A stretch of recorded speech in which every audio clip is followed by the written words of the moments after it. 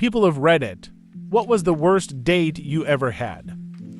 I met a guy from Tinder at Taco Mac when I was 21. Let's call him Larry since I forgot his real name. He texted me 20 minutes early asking what I'd like to drink, but I didn't see it until I walked in. No big deal until I realized Larry was about 40 pounds heavier than his photos. I don't judge weight, but using years-old pics is shady, especially since we'd Snapchatted and I hadn't noticed a thing. When I sat down, Larry was already tipsy and annoyed because the bartender refused to let him order a drink for me before I arrived. He complained loudly about it, but I was more concerned he thought it was okay to order for me without asking. Kudos to the bartender for shutting that down. Larry, meanwhile, was a mess. He admitted H only had one drink but got drunk because H just donated plasma for cash and hadn't eaten. His friend, who was sitting across the restaurant, had dropped him off. Things got worse. Larry said he was hungry, and while I grabbed a menu, he started chatting with the guy to stools over. Larry asked what he was eating, a quesadilla,